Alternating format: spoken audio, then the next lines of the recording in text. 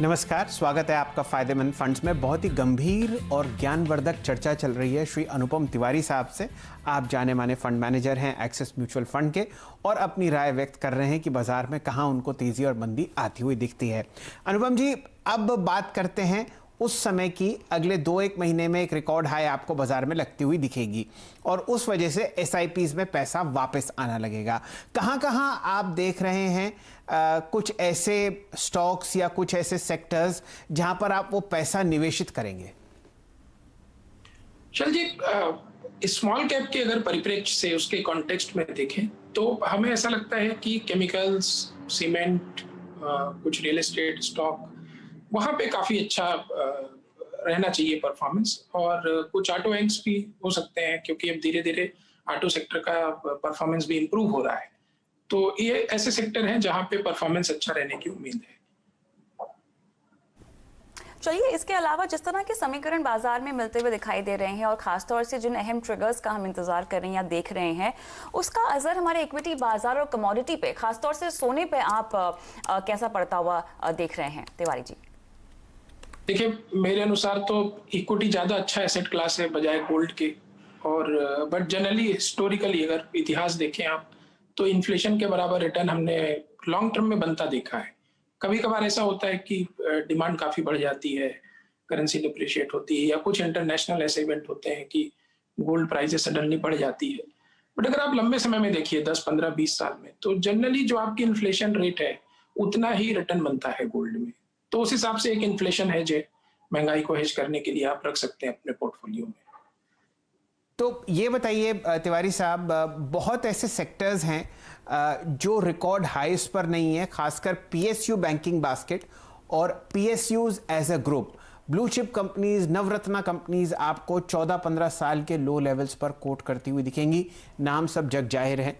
क्या वहां पर आपको डीप वैल्यू दिखती है? कुछ पैसा उस तरफ आप डालेंगे या वहां से बिल्कुल ही फंड मैनेजर्स ने अपनी निगाह हटा रखी है? नहीं, ऐसा नहीं है। जहां पे ऐसा लगता है कि यहाँ पे स्थिति आगे जाके बेहतर हो सकती है तो वहां पे जरूर कोई भी फंड मैनेजर पैसा डालना चाहेगा अगर वो स्टॉक सस्ता है। और अगर पिछले 10-15 सालों में जिन सेक्टर्स या जिन कंपनीज का आपने मेंशन किया या आपने उल्लेख किया, वहां पे सिचुएशन हर जगह कहीं ना कहीं कुछ ना कुछ खराब हुई है, या कि उनके ऑपरेटिंग परफॉर्मेंस में या कैश फ्लोज में या उनके भविष्य के पोटेंशियल में। तो वो ध्यान में रखते हुए उसके हिसाब से फिर निर्णय लेंगे कि कहाँ क्या करना है। इसके अलावा तिवारी जी, जितने भी आप फंड्स संभालते हैं, जितने भी फंड्स को आप हेड करते हैं, एक निवेशक के तौर पे मौजूदा समय में इन फंड्स को मुझे कितनी कितनी अवधि में और कब कब शामिल करना चाहिए, किस किस से बचना चाहिए, अप्रोच किस तरह की होनी चाहिए, इस पर थोड़ा सा प्रकाश डालें। जी, तो देखिए, हर प्रोडक्ट अलग क्यों होता है? क्योंकि उसका इनहेरेंट रिस्क रिवॉर्ड एक अलग अलग है।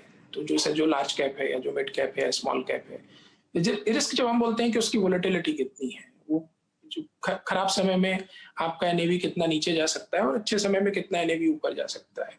तो ये एक इन्वेस्टर का अपना खुद का रिस्क एपेटाइट है, उसके हिसाब से उसको ये निर्णय लेना होगा।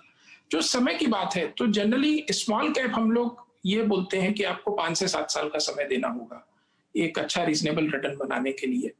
और जो लार्ज कैप्स हैं उनमें 3 साल और मिड कैप में समवेयर लेट्स से 3 से 5 साल के बीच में। तिवारी साहब, जाते जाते ये बताइए कि दिवाली का क्या प्लान है? अगले हफ्ते बहुत शानदार हमारा फेस्टिवल है, बाजार में जबरदस्त आप तेजी देख रहे हैं। बताइए व्यक्तिगत तौर पर आप क्या कर रहे हैं? कुछ नहीं, देखिए, बस घर में कुछ पूजा पाठ होगी और घर में ही सेलिब्रेट किया जाएगा। जी। तिवारी साहब, एक और बात बताइए, आप अपने पर्सनल पोर्टफोलियो में किस तरीके का निवेश करते हैं? कितना आप कैश में रहते हैं? कितना गोल्ड का एलोकेशन है? कितना लार्ज कैप्स, मिड कैप्स और स्मॉल कैप्स में आपने निवेश कर रखा है? इससे हमारे जो दर्शक नए आ रहे हैं बाजार में उनको बहुत मदद मिलेगी एसेट एलोकेशन समझने के लिए। जी, तो देखिए, ज्यादातर निवेश तो जो है वो इक्विटी में है, गोल्ड में बहुत कम होता है और उसके अलावा डेट भी कम होता है। इक्विटी ज्यादा है और उसमें स्मॉल कैप और मिड कैप ज्यादा है और थोड़ा बहुत मल्टी कैप है, ये प्रोपोर्शन रहता है। ऑलराइट, क्योंकि शैल जी ने नए निवेशक जो जुड़ रहे हैं उनका जिक्र किया, तो उनके लिए आप किस तरह से निवेश के शुभारंभ का संदेश देंगे? देखिए, अगर आप एक सिंपल प्रोफाइल की बात करें, जो यंग एज है, जैसे 25-30, आपके पास नया जॉब है या बिजनेस में नए हैं, तो जनरली मेरे विचार से, जो मेरा अपना अनुभव रहा है, कि 40 या 45 साल की उम्र तक आपको केवल इक्विटी में इन्वेस्ट करना चाहिए। ऐसा बहुत ज्यादा आप प्रोविडेंट फंड वगैरह कर सकते हैं जो आपके रिटायरमेंट में काम आए, बट उस समय बहुत ज्यादा परेशान नहीं होना है किसी और भी प्रोडक्ट में या किसी और तरह के एसेट क्लास में। तो आप इक्विटी करिए। अर्ली एज में आप ज्यादा अच्छा पोर्टफोलियो क्रिएट कर सकते हैं, तो आप स्मॉल कैप भी करिए, मिड कैप भी करिए। चूंकि थोड़ा थोड़ा क्वांटम होता है, आप धीरे धीरे करते हैं, तो आपको उसका बेनिफिट मिलता है over long period of time. Volatility आपके ओवरऑल पोर्टफोलियो की कम हो जाती है। जैसे जैसे आपकी एज बढ़ती है, जब आप 55-60 ईयर के आसपास जाते हैं, तब आपको लार्ज कैप प्रोपोर्शन थोड़ा बढ़ाना चाहिए या डेट का प्रोपोर्शन बढ़ाना चाहिए पोर्टफोलियो में, क्योंकि तब आपको कैश फ्लो प्रिजर्व करना है, आपको अपनी एसेट्स प्रिजर्व करनी है, पोर्टफोलियो को प्रिजर्व करना है, तो वो आपका ज्यादा ध्यान होना चाहिए। उस समय आपको रिस्क अपने पोर्टफोलियो का कम करना चाहिए।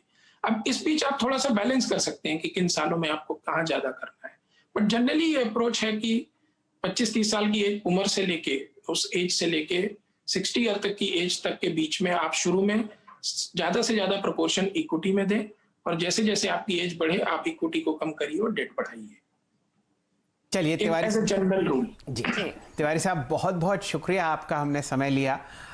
बहुत ज़बरदस्त तरीके से आपने स्मॉल कैप्स पर अपना ज्ञान शेयर किया, किस तरीके से निवेश कीजिए, क्या 4 या 5 चीज़ें देखनी चाहिए, कहाँ कहाँ आपको रिटर्न आता हुआ दिख रहा है अगले 12 से 18 महीने में, और किस तरीके से एसेट एलोकेशन को आपको डिस्ट्रीब्यूट करना चाहिए इक्विटी और गोल्ड पर। हमारे साथ जुड़ने के लिए आपका बहुत बहुत धन्यवाद, और आपको, आपके परिवार को हमारी तरफ से दिवाली की बहुत बहुत शुभकामनाएं।